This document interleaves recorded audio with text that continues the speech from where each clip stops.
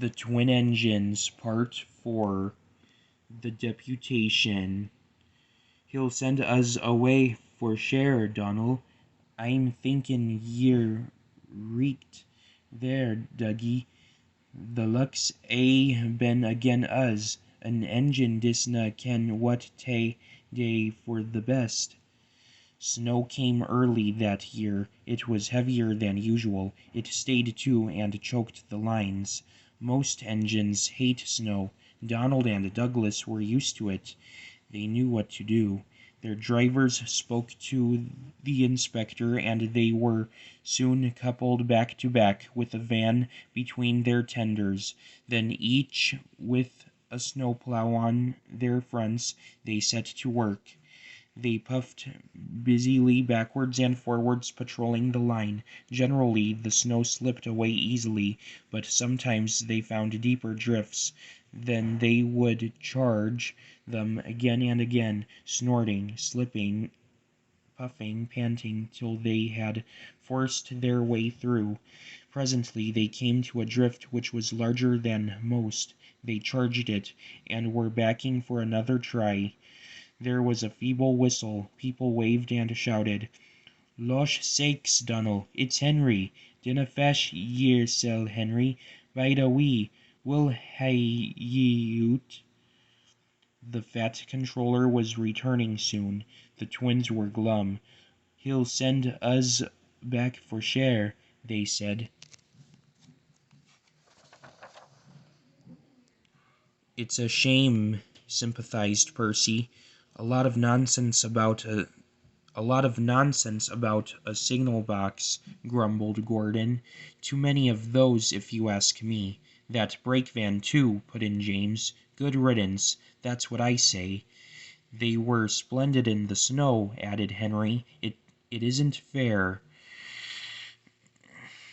They all agreed that something must be done, but none knew what. One day Percy talked to Edward about it. "What you need," said Edward, "is a deputation." He explained what that was. Percy ran back quickly. "Edward says we need a depot station," he told the others. "Of course," said Gordon. "The question is—" "What is a desperation?" asked Henry. "It's when engines tell the fat controller something's wrong and ask him to put it right." "Did you say tell the fat controller?" asked Duck thoughtfully. There was a long silence. "I propose," said Gordon at last, "that Percy be our disputation." "Hi!" squeaked Percy. "I can't." "Rubbish, Percy," said Henry. "It's easy." "That's settled then," said Gordon. Poor Percy wished it wasn't. "Hello, Percy. It's nice to be back." Percy jumped. Some trucks went flying. Yes, sir. Please, sir." "You look nervous, Percy. What's the matter?" "Please, sir, they've made me a desperation, sir, to speak to you, sir. I don't like it, sir." The fat controller pondered. "Do you mean a deputation, Percy?" he asked. "Yes, sir. Please, sir. It's Donald and Douglas, sir. They say, sir, that if you send them away, sir, they'll be turned into scrap, sir. That'd be dreadful, sir. Please, sir, don't send them away, sir. They're nice engines, sir." "Thank you, Percy. That will do." He walked away. "I had a deputation yesterday," said the fat controller.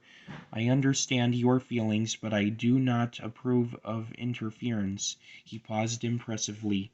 "Donald and Douglas, I hear that your work in the snow was good. What color paint would you like?" The twins were surprised. "Blue, sir, please." "Very well, but your names will be painted on you. We'll have no more mistakes." "Thank ye, sir. Does this mean that the baith o' us—" The fat controller smiled. "It means—" But the rest of his speech was drowned in a delightful chorus of cheers and whistles. The end.